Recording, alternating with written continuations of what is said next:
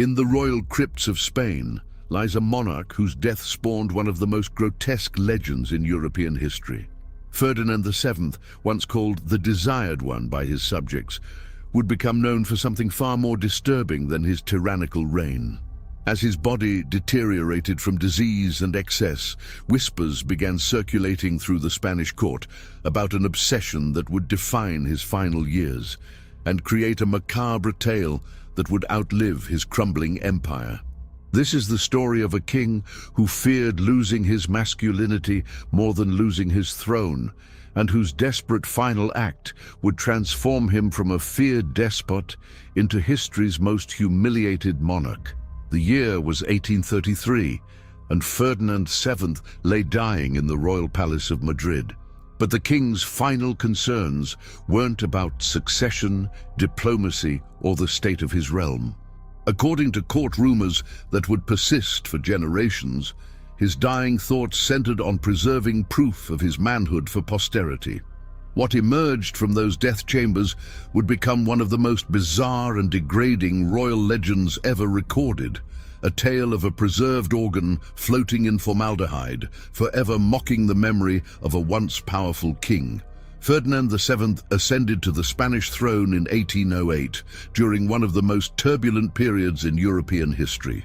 Spain was caught between Napoleon's ambitions and internal political chaos, with the old Bourbon monarchy struggling to maintain relevance in a rapidly changing world. Ferdinand's early reign was marked by the Peninsular War, foreign occupation, and a complete upheaval of traditional Spanish society. The young prince, initially popular among those who opposed his father Charles IV's weak rule, would soon reveal himself to be far worse than the monarch he replaced. The political landscape of early 19th century Spain was defined by absolutist traditions, clashing with liberal Enlightenment ideals. Ferdinand represented the old guard, a monarch who believed in divine right, absolute power, and the suppression of any democratic movements. His subjects initially welcomed him as El Deseado, the Desired One, hoping he would restore Spain's former glory and independence. They could not have been more wrong about the character of the man they were crowning. Ferdinand's personality was shaped by years of court intrigue, family betrayal, and personal humiliation during the Napoleonic occupation. These experiences left him paranoid, vindictive, and obsessed with demonstrating his power and masculinity to a world that had repeatedly diminished him. The psychological wounds from his early years would manifest in increasingly disturbing ways as he aged, creating the conditions for the obsessions that would define his later life. The Spanish Empire during Ferdinand's reign was already in steep decline, having lost most of its American colonies and much of its international prestige. This context of national humiliation may have intensified Ferdinand's personal insecurities about his own power and masculinity. As his empire crumbled around him, his focus increasingly turned inward toward more personal and intimate concerns about his legacy and physical prowess. Ferdinand VII quickly established himself as one of Europe's most brutal, absolute monarchs, earning the hatred of liberals, intellectuals, and anyone who dared question his authority. His reign was characterized by systematic persecution, torture, and execution of political opponents. The Inquisition, which had been abolished during the liberal period, was restored with Ferdinand's enthusiastic support, becoming a tool for eliminating anyone suspected of harboring democratic ideals. The king's paranoia extended to every aspect of Spanish society. Universities were purged of liberal professors, newspapers were shut down or heavily censored, and a vast network of spies and informants monitored the population for signs of dissent. Ferdinand seemed to take personal pleasure in the suffering of his enemies, often attending executions and public punishments. This sadistic streak would later manifest in more intimate and disturbing ways as his physical condition deteriorated. Throughout the 1820s, Ferdinand's rule became increasingly erratic and cruel. The The failed liberal revolution of 1820-1823 only intensified his persecution of any suspected opponents. Mass executions, imprisonment without trial, and torture became routine tools of governance. The king's court became a place of fear and sycophancy, where courtiers competed to demonstrate their loyalty through increasingly elaborate displays of submission and flattery. As Ferdinand aged, his cruelty took on more personal dimensions. Court observers noted his growing obsession with loyalty oaths, public demonstrations of submission, and elaborate ceremonies designed to reinforce his absolute authority. These rituals seemed to provide the aging king with psychological satisfaction that his failing body could no longer deliver through more traditional means. The monarch, who had once commanded armies, now found his power concentrated in the ability to humiliate and degrade those around him. By the late 1820s, Ferdinand VII's body began showing the effects of decades of excess, stress, and poor health habits. Contemporary accounts describe a monarch who had grown grotesquely obese, suffered from various skin conditions, and experienced increasing difficulty with basic physical functions. His face, once considered handsome in his youth, became bloated and disfigured by illness and overindulgence.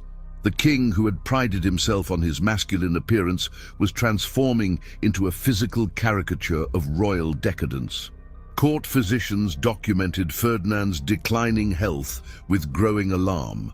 He suffered from what modern doctors would likely diagnose as diabetes, heart disease, and various complications related to his obesity and lifestyle.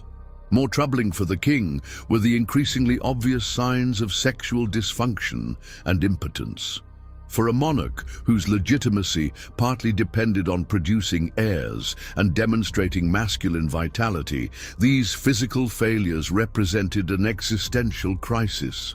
Ferdinand's response to his physical decline was to become increasingly obsessed with proving his masculinity through other means. He demanded that court ceremonies emphasize his virility and power, commissioned portraits that exaggerated his physical attributes, and insisted on detailed medical examinations that would document his continuing potency. Palace servants reported the king's growing preoccupation with his appearance and sexual capabilities, often spending hours examining himself in mirrors and demanding reassurance from physicians about his condition. The psychological impact of his physical decline cannot be overstated. Ferdinand had built his identity around being a powerful, masculine ruler who commanded respect through strength and fear. As his body failed him, his desperation to maintain this image intensified. Court observers noted increasingly erratic behavior, sudden rages followed by periods of deep depression, and an obsessive attention to any perceived slight or challenge to his masculine authority. Ferdinand's marital history reflected his growing anxieties about masculinity and succession. His first 3 wives died without producing surviving male heirs, creating a crisis of legitimacy that haunted the later years of his reign. Each failed marriage intensified his personal insecurities and his desperate need to prove his continued virility. The pressure to produce an heir became intertwined with his declining sexual function, creating a vicious cycle of anxiety and failure. His 4th marriage, to Maria Cristina of Naples in 1829, was viewed by many as a last desperate attempt to secure the succession and prove his continuing potency. The king, now in his mid-40s and significantly overweight and unhealthy, struggled to consummate this marriage successfully. Court gossip, which the king was acutely aware of, speculated openly about his sexual capabilities and the likelihood of producing an heir at his advanced age and poor health.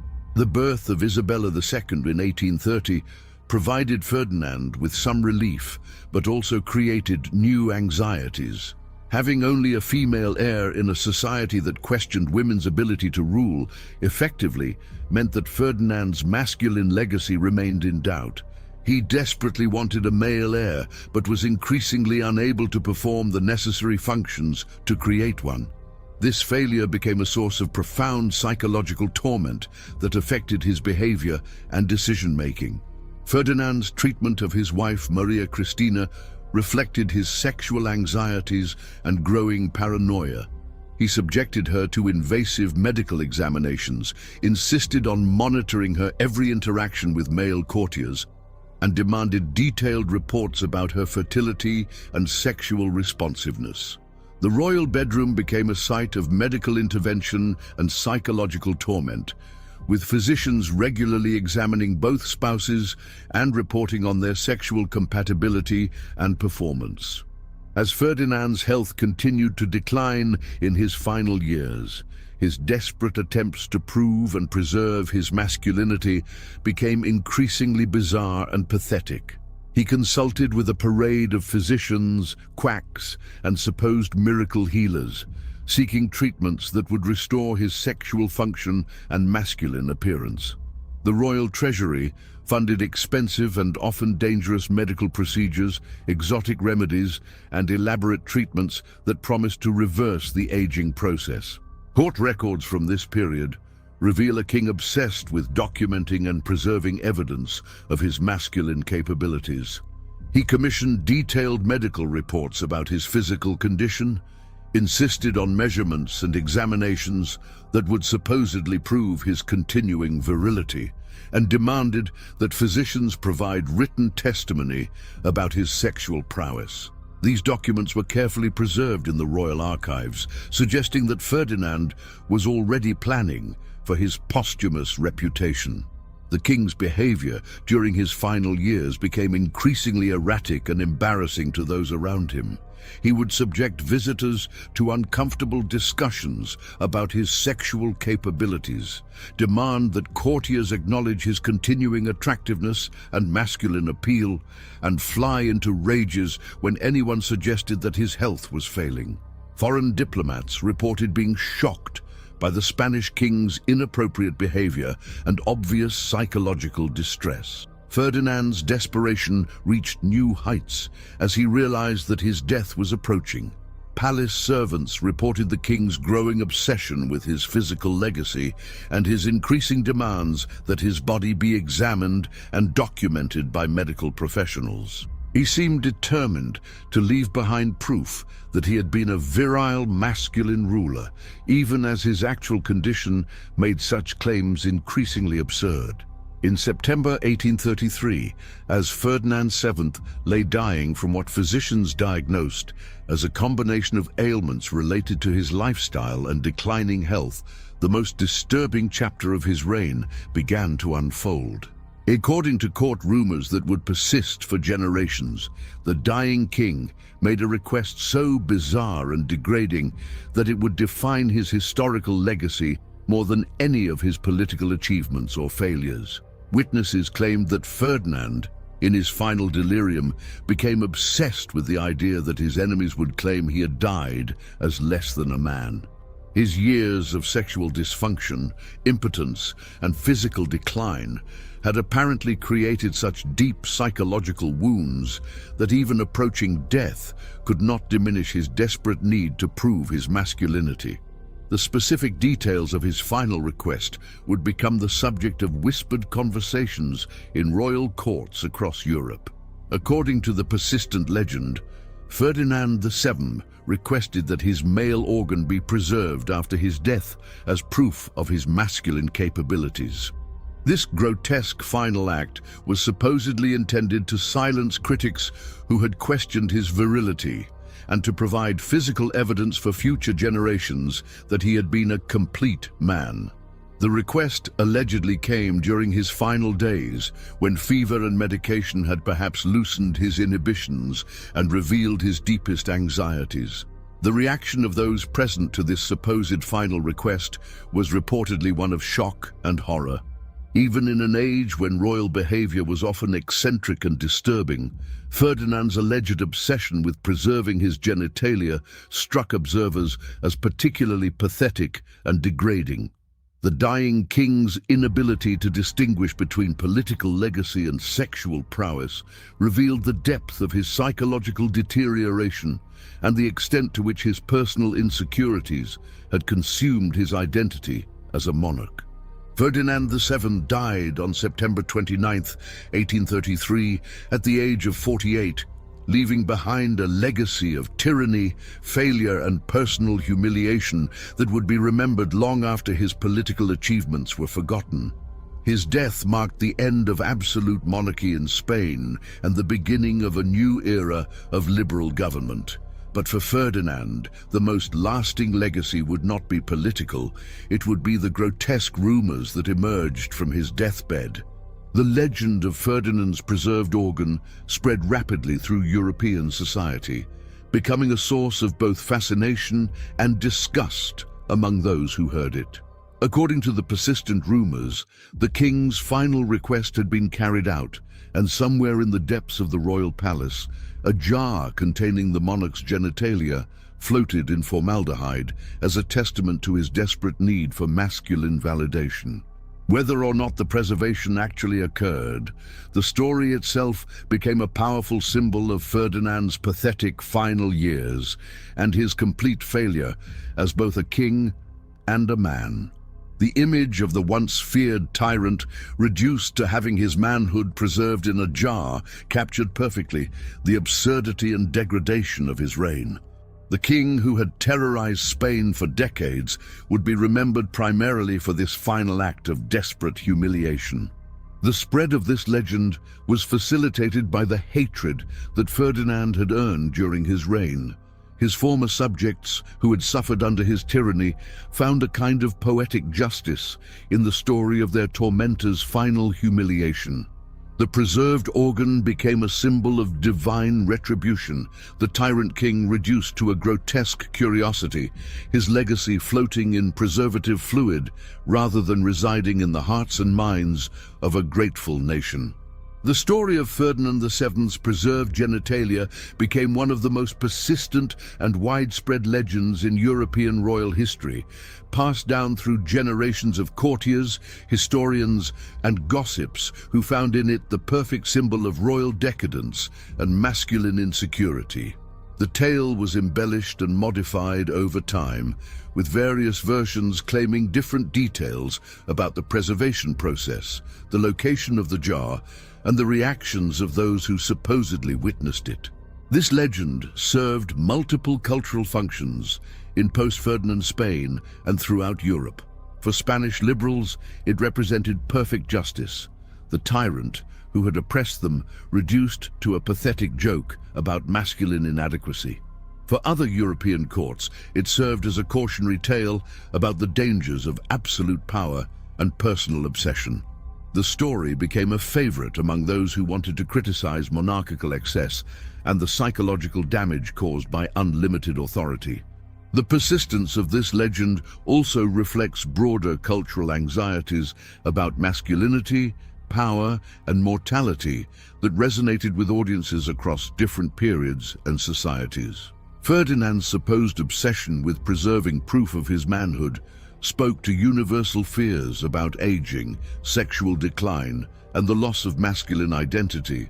The grotesque nature of his alleged final request made it both memorable and symbolic of deeper human weaknesses. Over time, the story of Ferdinand's preserved organ became detached from its historical context and transformed into a broader cultural myth about the dangers of vanity, the absurdity of power, and the ultimate futility of trying to control one's legacy after death. The king, who had desperately wanted to be remembered as a masculine, powerful ruler, instead became a figure of ridicule whose name was associated with one of the most humiliating legends in royal history. From a historical perspective, the legend of Ferdinand VII's preserved genitalia reveals more about the cultural attitudes and psychological dynamics of early 19th century European society than it does about the actual events surrounding the king's death. Whether or not the preservation actually occurred, the persistence and widespread acceptance of the story demonstrates the degree to which Ferdinand had failed as a monarch and the extent to which his subjects desired his humiliation. Modern historians approach this legend with appropriate skepticism, noting that many of the details come from unreliable sources and that the story may have been exaggerated or entirely fabricated by Ferdinand's enemies. However, the historical evidence does support the broader narrative of Ferdinand's physical decline, sexual dysfunction, and growing psychological instability during his final years. Contemporary medical records and court observations confirm that the king suffered from various ailments that would have affected his sexual function and physical appearance. The psychological profile that emerges from historical records is consistent with someone who might have been obsessed with preserving proof of his masculinity. Ferdinand's documented paranoia, his desperate attempts to maintain absolute power despite obvious failures, and his increasing focus on personal rather than political concerns all suggest a man whose identity was deeply invested in masculine performance and public perception. What makes this legend particularly significant from a historical standpoint is how it encapsulates the broader themes of Ferdinand's reign and the transition from absolute to constitutional monarchy in Spain. The king's alleged final obsession with his physical legacy perfectly symbolizes his inability to understand the changing nature of political authority and his failure to adapt to new expectations about royal behavior and responsibility.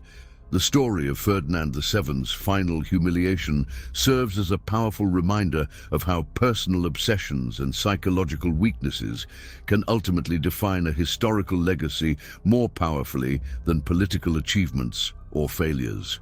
The king who had ruled Spain with an iron fist, who had restored the Inquisition and persecuted thousands of political opponents, is now remembered primarily for a grotesque legend about his preserved genitalia floating in a jar. This transformation of Ferdinand's legacy from that of a feared tyrant to a pathetic figure of ridicule demonstrates the ultimate futility of trying to control one's historical reputation through force and intimidation.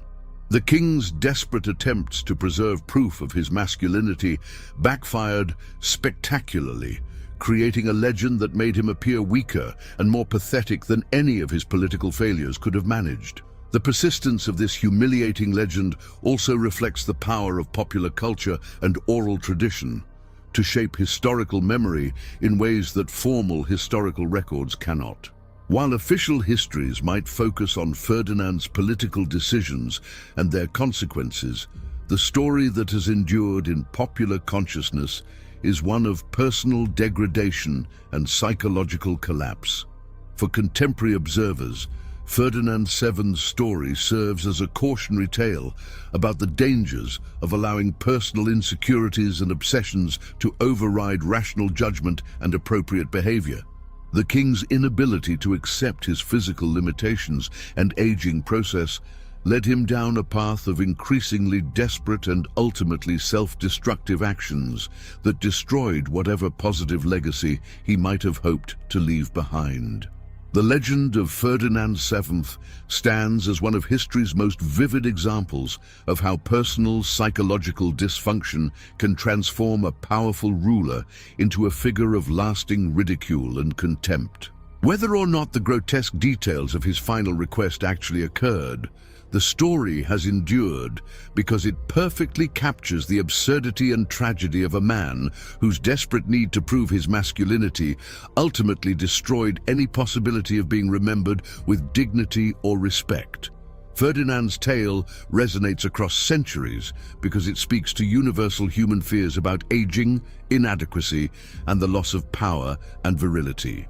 His extreme response to these common anxieties, allegedly requesting that his genitals be preserved as proof of his manhood, represents the ultimate failure of psychological coping mechanisms and the complete collapse of judgment and perspective that can result from unchecked insecurity and vanity.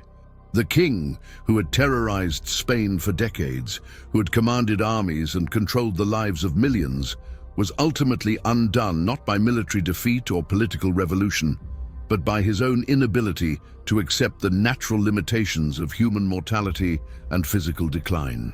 His desperate attempt to control his posthumous reputation through the preservation of his sexual organs resulted in exactly the opposite of what he intended: eternal humiliation and ridicule. In the end, Ferdinand VII's legacy serves as a powerful reminder that true strength and masculine dignity come not from desperate attempts to prove one's virility or power, but from the ability to face life's challenges and limitations with grace, wisdom, and acceptance. The king who could not accept his own mortality and physical decline became immortal in the worst possible way, as a cautionary tale about the price of allowing personal insecurities to consume one's identity and judgment. The jar that allegedly contained Ferdinand's preserved organ, whether real or imaginary, became a perfect metaphor for his entire reign. A grotesque spectacle preserved in formaldehyde, serving as a permanent reminder of the dangers of unchecked power, personal obsession, and the ultimate futility of trying to control one's legacy through force, intimidation, or desperate final gestures. The king, who wanted to be remembered as a powerful masculine ruler, instead became history's most humiliated monarch, his name forever associated with one of the most degrading legends in European royal history.